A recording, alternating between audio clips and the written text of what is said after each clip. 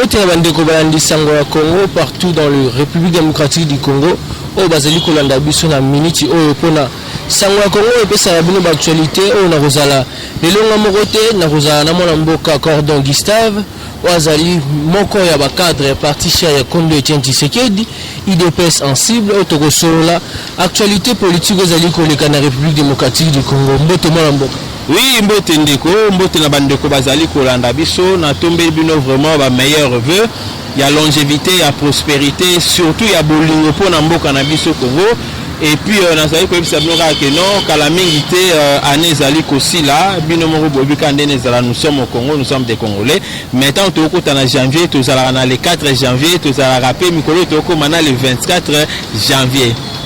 Mwana mboka, merci pour la moi émission la biso ya sango ya Congo. Mwana mboka, inflammation monétaire de la économie le na 17. Ya koka moto moni ici na ba réseaux sociaux partout ba yimboka bazana kanda ya komona niveau billet ya 10 000 francs. Il y a des présidents, ancien président Joseph Kabila na président actuel Félix Tshisekedi na kati ya monnaie wana balobi ezali pona alternance yo ko baboni. Merci beaucoup d'abord. Nalingena ebisana batu que jusque là monnaie wana et lobité que vous allez utiliser dans le marché ou sur le marché. Et vous allez que comme ça on ressemble là ngo biloko to manda kolela on profiter là ba transport tout ça on est non.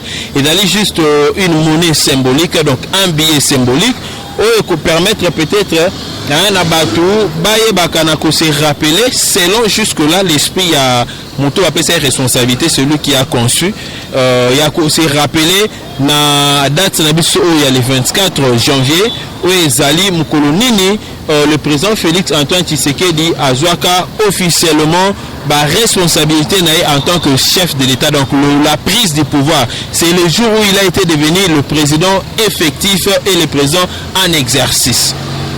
Mwana mboka pona ko yeba ete azwaka pouvoir le 24 janvier ou ça inane sinili kaka batia kaka elongi ya deux présidents, président sortant na président Ouazali actuel. Pourquoi pona ningon? Merci d'abord. Et donc on a besoin de banda parce que dans le bilara na kati wana il y a d'abord likambu ya 6 millions et ça likambu il y a photo topé ya image et puis dans likambu il y a ko fêter le 24.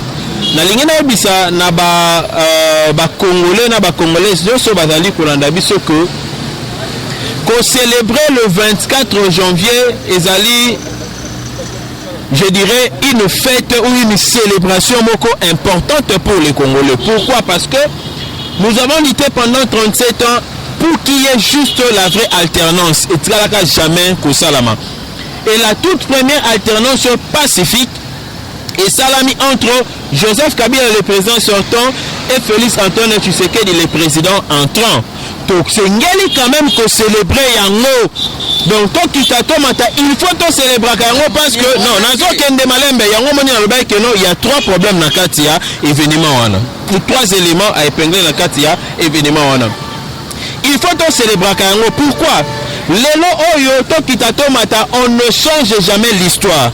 L'histoire restera en ce qui concerne, je dirais, la première alternance dans notre pays. On se rappellera que de Joseph Kabila et de Félix Antoine Tshisekedi, parce que Bangonde va introduire biso na premier vent, il y a première alternance pacifique na kati ya mboka na biso. Tokotangi saka bongo bongo bana na biso et kotika laka, je dirais, une journée fériée, chômé, payé. Oh yo, ba Congolais nyonso ba kobanda ko se souvenir nango. On avait lutté pendant 37 ans. Batu bakufa, batu bakangama, batu bakota na baboloko. Tozana esengo makasi parce que lelo oyo to continue avec la démocratie. Kabila na batu na banda ko bakena to kotika pouvoir te. Tina 100 ans. Mais vu, non, j'arrive. Vu qu'il y a eu, n'est-ce pas, la pression, il y a population. Kabila quand même abimisaka dauphin il n'a pas pu participer aux élections et le oyo na sens moko logique président Félix Antoine Tshisekedi a gagné les élections, il est proclamé président de la République. Kabila a fandi Kabila a sous le pouvoir tête. Mais cela ne veut pas dire que ceux qui les ba quelques têtes il y a FCC au bazaba congolais parce que nous sommes allés na course à pouvoir. Ce n'est pas le président Félix Tshisekedi Mkache bango wana. Ils ont été candidats. Banani ba votaki bango. C'est nous qui sommes aujourd'hui congolais de votaki bango.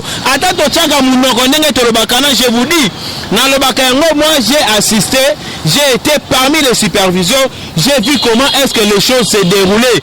Ba vote mususu sito na ka ya ba député ça na ba sentiment. Et ben là ba petit ba kenda ko voter ndé mingi ba président. Maintenant o etali ba député belé bazana ba ona ba député te puis ba voix mususu se sombama mutoye ba yebse que non zombo ngo voter nga ba vote ça na complaisance côté etali ba député et les lois bango ba bina majorité parlementaire. Tous ont obligation à travailler pour respecter et faire respirer la constitution. Yango moni le respectueux des textes. Félix Antoine Tshisekedi a accepté ton travail na bango. Mais qu'on travaille na batu ya FCC le but est que bango ne va pas diriger le pays. Non, c'est lui qui dirige le pays aujourd'hui. C'est le président de la République démocratique du Congo. Ezali mwana mboka Félix Antoine Tshisekedi. Et le corps bango simukendi ba Thérèse Kapangala. Ebele ya bandeko bakufa pona alternance oyo salama ye moko mwana mboka Etienne Tshisekedi wa Mulumba abunda pour qu'il y ait cette alternance lelo otoji alternance yango toza na droit biso okola ba congolais to sepela. Pourquoi? Parce que eza mukolo oyo Kabila kendaka atikaka pouvoir asedaka zongsaka yango na maboko ya mwana mboka Félix Antoine Tshisekedi. Maintenant le problème ezali comment célébrer cette fête, comment célébrer cette cérémonie, comment célébrer plutôt cette manifestation. Donc on célébrer en note na komonaka image ya photo ya Joseph Kabila na billet ba pesa biso parce que Joseph Kabila ngana lobaka yango à chaque fois ndena yebisa na bande ko PPR nde so to sana bango ba débat na yebisa bango bo kanisa te que peuple congolais ndenga tika bino na kinya bosa na bino te. Peuple congolais azalaka na ba blessure oyo régime ya Kabila ezokisa ye. So à chaque fois barotia elongi ya Kabila na kati ya mbongo wana peuple congolais a komona Kabila te mais a ko se rappeler na mabe oyo régime ya Kabila et ça c'est là où il y a Kanda, c'est là où il y a le problème. Ce qui Kabila avait eu un vrai passé, non seulement là to salela ye billet to tchelongi na ye mais to lingaki to sala tana monument penza ya Kabila ba pesa na mbote na Félix Antoine Tshisekedi etika la histoire tango ba tondo le kana nzela mwana wa yebi to sora tuni wana bana ba se te moni wana aza le premier président oyo basala ka passation du pouvoir pacifique mais lokola Kabila a eu une gestion macabre ya mabe na kati ya mboka na biso neto boyi ba chaye na kati ya billet ya mbongo mais to le 24 to célébrer yango. Batanga pe kombo Kabila, oui, basala qui passation du pouvoir pacifique, oui, mais batia la biso na photo te. Mais si la kotia la biso na photo, le col c'est le peuple qui avait voté. Batia image ya population za ko sepela na alternance. Vous comprenez? Donc batia image ya population za ko célébrer pour alternance, population a brandir à ta constitution likolo. Mais balongo na biso komba Kabila image ya Kabila pona mutu tout en l'autre lango et pesa e kanda. Donc c'est là où il y a maintenant le vrai problème. Nous allons célébrer le 24 mais pas avec le fusil il y a Kabila parce que est kanda. Et puis de deux likambu ya 6 millions oh wana bango balobi fo 6 millions. Oui. Non na biki na botolio maloba mwana mboka likambu ya 6 millions ya kokamwa mwana mboka pendant que budget na biso ezali ya 10 millions 10 milliards pardon budget ezali ya 10 milliards ezali presque au-delà ya budget na biso. Et pourquoi 6 millions tandis que par parlement provincial na biso bazali au moins impayé et pour naka ko célébrer manifestation qui est au-delà ya mbongo bongo. Merci beaucoup ndeko omoni na vrai sens ce qui fait ezali batunyo so ba se surpasser kaka.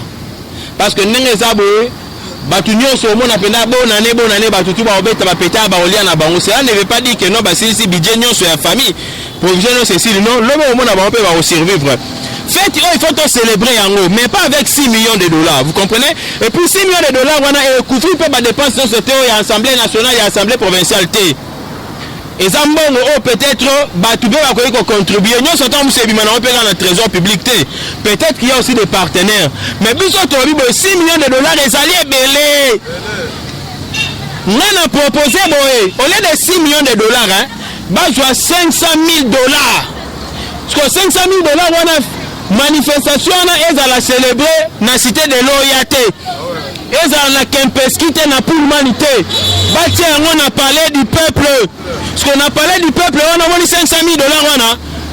Bah, inviter les fils que échantillon la population parce que si on a bien dit qu'on s'appelle au cocaté bah ben ici on a échantillon la population quand on a bien échantillon la population bah on quitte bah ju mandambu koto bah ju mandambu koto bah ju ata mandambu ndambu to ken a parlé du peuple to dame to meli moi bah ju to siminzela to zongi que bah je 6 millions de dollars on a pas que de ça là moi ici quand moi oh bah to bah kuna bah ata 1000 t c'est le mutumo on y a combien bon on est bah na ba spécial ko le kabiso t biso to ba tchaka 500 000 dollars comme ça 500 000 dollars on a ba tchaka biso ata $1 to y a 500 000 personnes donc na $1 wana et ça le là na 1600 francs donc na 1600 francs na c'est bo pesinga moi jimoko na moi gâteau na li évident et bon kuna to le pona ndolia ba fufuto ndoto na non na liega la moi jus na meli plutôt moi jina moi gâteau pourvu que na ko célébrer journée Nabiso, il y a le 24 parce que tant on peut toquer Nabiso sur le 24 janvier, la prestation à serment Nabiso sur tout. L'air est content de faire un transfert Nabiso. Toujours un bâton de balan dans l'organisation na bango. Tout comme peut te repayer quand on a parlé des peuples, tu assister Nabiso, tu peux pas bager à pas bateau zongi. Mais tu n'as pas question à 6 millions de dollars. Pas quitte à 6 millions de dollars. Pas question à Elogia, Kabila, Nakati à Mongo.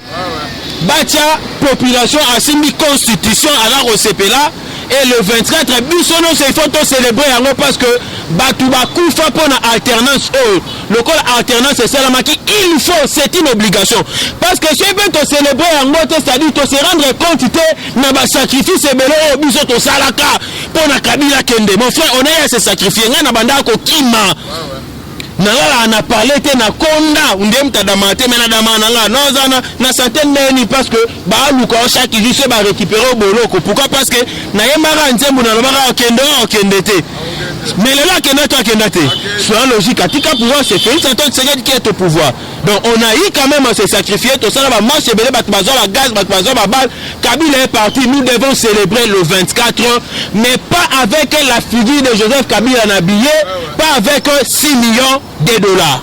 Matunda mingi mwana mboka tosi manano discours ya mwana mboka Adolphe Muzito lobby par rapport ya discours chef de l'état na congrès lobby ça ba discours moko ya propagande oyo azali ko promettre population na kosala tandis que azali déjà na pouvoir azo réaliser le côté oyo susu alobi lisusu était par rapport ya monnaie oyo azali ko circuler alobi azali ba flatterie azo flatter muto apesa ki pouvoir.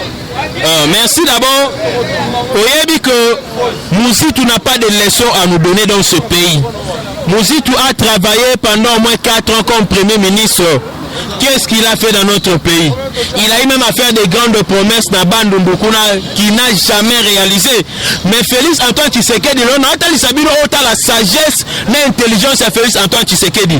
Je vais vous le prouver aujourd'hui que Félix Antoine Tshisekedi, il est plus intelligent que le Kabatounion, c'est dans la carte à gouvernement. Parce qu'à lui-même, pendant 100 jours sans gouvernement, il a fait beaucoup de choses.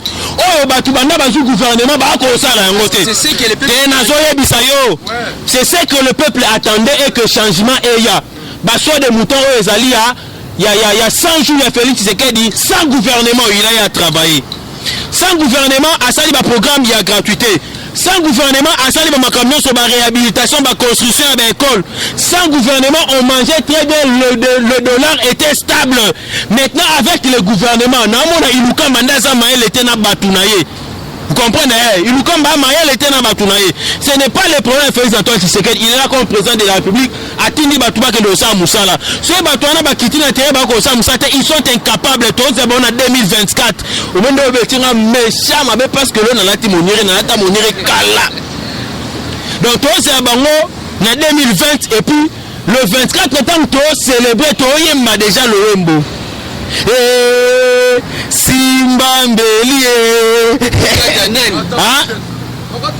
tokata kaye wana tokata kaye nabi tokata kaye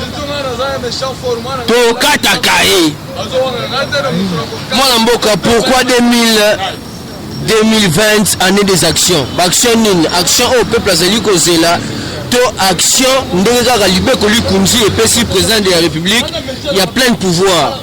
Non, ezali année des actions. Pourquoi? Parce que au moins il est il faut pas comprendre que netata musique azolo bana musique on a trouvé kaye azalaka un aventurier dans l'aventure. Vous comprenez un peu? Maloba oya lobiana ya que le président Félix Tshisekedi a tiré elongi ya mbongo ya Kabila pona ko flatter. Non. Et loko bomisi Kabila ezaka mabe na ye. C'est Kabila zalaka mabe te mais lelo o to ngaki to célébrer alternance makasi to yemba na komba Kabila parce que c'est quelque chose qui n'a jamais été fait dans notre pays. Et continue na kata histoire ndenge na bamoka ebele sala maso ke ba célébraka bato ba numela bango omonaki Mugabe bien kasala iba mabe mususu metanga kufi on l'a célébré comme un héros. Ba pesi ba hommage ebele ba Mandela ba kufi ba su ba hommage ebele ba pesi bango kutu ba saleli bango na ba nini ba monument na ndemo ya sanate mais le mal ya Kabila ndemo te rattraper lelo. Alors Félix Tshisekedi, ce n'est pas lui qui a donné cette idée là. Il a parlé de l'alternance à pesi ba ministre ba sa musala na bango ba zuli kansinde ba solo ba bino to tche longi ya bango mi balé parce que ça le longa Kabila tena président Mupanzi mais biso to mona président Félix te. C'est le président Félix Azalata et mon peuple tobeta maboko. Mais oh wanate. Non, écoutez, les gens n'ont pas dit ça. Nabi, les gens n'ont pas dit ça. Nalobi, les gens n'ont pas dit ça. Les gens ont dit on peut accepter que le président Félix soit là. Mais le cas alternance wana et salami na batumi balé to na kami balé. Suite au but que le président Félix Yemoko et Rosala Penza malamu te, hein? Na cadre ya courtoisie ozala pena malamu te. Malora aya moment qui yanke mo. Mais il y a un autre toute la population, donc peuple assimilé à la constitution. Parce que ma réunion c'est il y a constitution. Alors on est allé makambo outil juste koloba il y a mi balé il y a discours. Le président Félix Tshisekedi ne peut flatter personne. Mais le président Félix Antoine Tshisekedi ne peut que rassurer. Parce que Otouti na 2019 est allé première année na Oya Bandeli. Il y a eu un contrat auto signé juste na ba investisseurs et les investisseurs ba to ba bima kama investissement ndenge sala maka investisseur ya akale yota kitika bu bosore mba ma lo ba vie na bilo na bandi ko s'investir non wana lo ba il faut attendre sur la liste chinois hein et puis chinois pena o ya suka pena na ba chinois ayeli biloka awa magasin parce que magasin mutako iko na ngolelo mais ba entreprise industrielle mutako iko na okana mukolo morote. Parce que ça il faut aussi l'étude du terrain, que ça l'étude de la faisabilité au bandi na simana yango. Donc mon président a dit que na 2020 ezali année des actions, c'est-à-dire ba investisseur bazoya ba misala ezaroya Damas tolona ki déjà ba bukangalonzo ya biso bukangalonzo ya Kabila te banda okende na Afrique du Cité. Bukangalonzo ya biso ezali que nos population de mtadame ba maïs na biso. Et puis ezali na 5 sites autres ezali ya Gaya. Ba masangu de choses à la DGC Koli quand on comme va mars ba avril et qu'on a masango qui trande mo santé Damas yele ba opportunité oya belé et puis non na décembre torolia na biso ba loso et rozana ngo ba soso rozana ngo mais production interne hein donc production ya biso moko ya ba congolais photos zela ngo makasi na 2020 wana photos à la logique parce que il aurait fallu s'investir avec beaucoup de moyens et ba moyen wana auto s'investir to sala lisusu agriculture moko artisanale te to comme ko sala agriculture moko industrielle c'est-à-dire ce qui to loni biso moko to transformer ba produit na biso to lona ki yango to komi koteka yango libanda tant to teka libanda dollar ndeza kokota lelo lokwa to teka yango te libanda to sombara nyoso libanda yango mo dollar mo so sali ni esala ba fier mais tant biso to mandasko koteka batu ba oya na ba dollar na kati et ça la que non dollar et fandara na banque na biso moyen to joa difficulté sur le plan ya inflation et causalité Matono mingi mwana mboka na répondre na invitation na biso de bonnes choses ne dire jamais to pena na suka mot de la fin na yo na likambu o etali ba sanction Congo fiti na mwana ndeko na biso na kombo ya Abedashu ba société zali penda na ba sanction ko ko ba boni na mot de la fin na yo ba société o zali bongo na ba sanction je pense que biso to banda ko bango déjà banda kala ke batwana bazana na ba click mo bena ba Hezbollah na ba Al-Qaïda to anda oza déjà ba information là mais malheureusement tant to pesa ba information sur ba mona lokwa to sala ba plaisanterie et le quand même ba rapport et demi moi je suis d'accord na ndenge ba sanctionner parce que les occidentaux nous sanctionner ba sanctionner ba la mer Mende et les autres là mais le là on peut Congo peut to sanctionner et puis que c'est sur makas parce que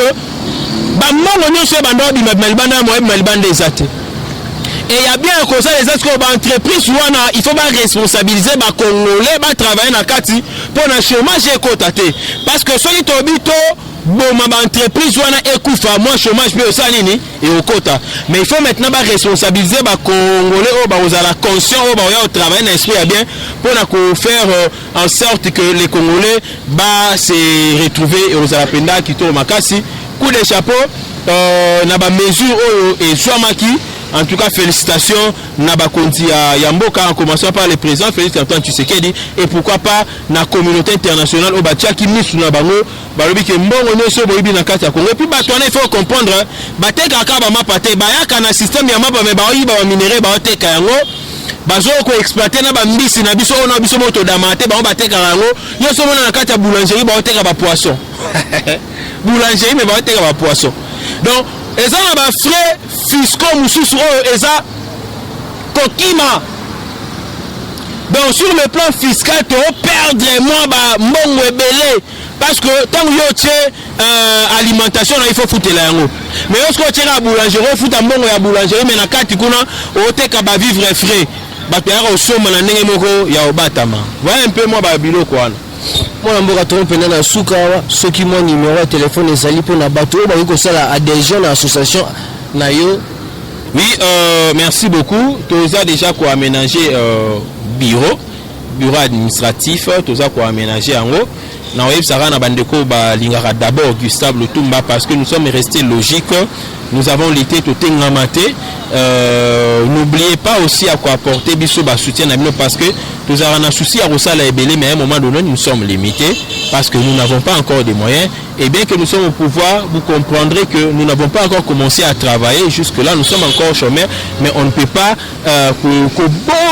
soutenir le président Félix Antoine Tshisekedi parce que boulot n'a jamais été non tous allez Kosala yango mais il y a aussi des Congolais et des Congolaises ya malamu au peut ba ka air moko na mo ba aide na bango et pas na biso na sabino boko bakaka lokola ba Véronique Ngalula ba maman Chantal Masengo, ba prof Mukuna, ba papa Kazadi, ba papa Joseph, ba papa Dieudonné Maneno, vous êtes tellement nombreux sur Nathan Komote Bolimbisa, mais n'importe na ba Junior Congolo Binonio, c'est vrai que non, Azafat a fêté bonne année le 30 décembre où Azafat a fêté bonne année. Parce que Azafat est l'association pour le soutien des actions de Félix Antoine Tshisekedi. Autres allez accompagner chef partout, autres fandi partout dans la province Nyonso et puis dans le monde entier.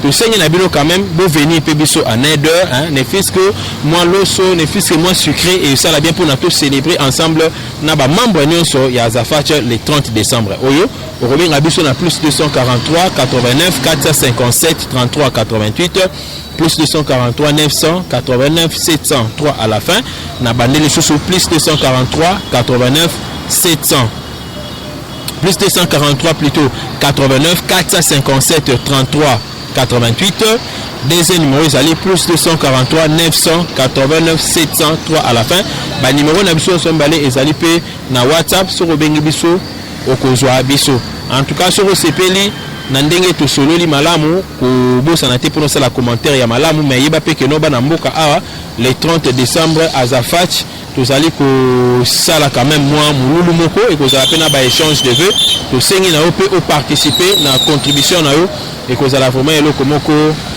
ya malamu mais ceux qui peuvent s'adhérer partout où yo zali yaka ko s'adhérer na yo problème ezali te benga biso na ba numéro auto pesi ozana ba ambition na yo c'est le moment yaka kozela te comme pembeni mais yaka c'est le moment ozape na ba plan na ya ba investissement yaka il y a beaucoup à dire to solo la kaka. Merci mon Mboka pour permettre biso tout ça dans émission na mokolo ya lelo. Je dirais vraiment un grand merci na Wilfred O'Brien ou azaki na sima caméra ou asalaki ke émission o ezala moi qui toko penda makasi bona montant na biso Dodi Black Lie ou asala penda bilili ki ne penda malamu toko ta penda na mokolo o ezali ko ya matondo ni mon Mboka. Merci beaucoup.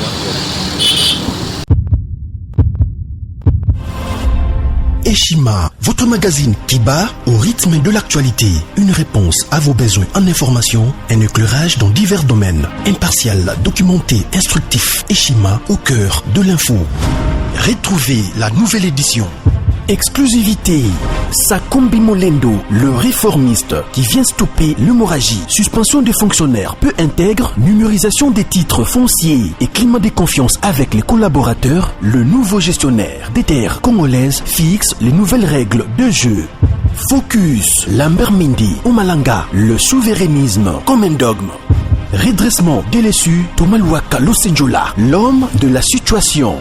Dossier Eshima, fini les vacances, vive les rentrées. De la politique au judiciaire, en passant par les scolaires, les derniers trimestres de l'année 2019 en RDC est décoiffant. Économie, BCC, un cadre des rétrocommissions et détournements à passer au peine fin. Découverte, Claude Ibalanki et Colomba, les coordonnateurs du MNS au centre de l'action de Félix Tshisekedi dans le Grand Lac.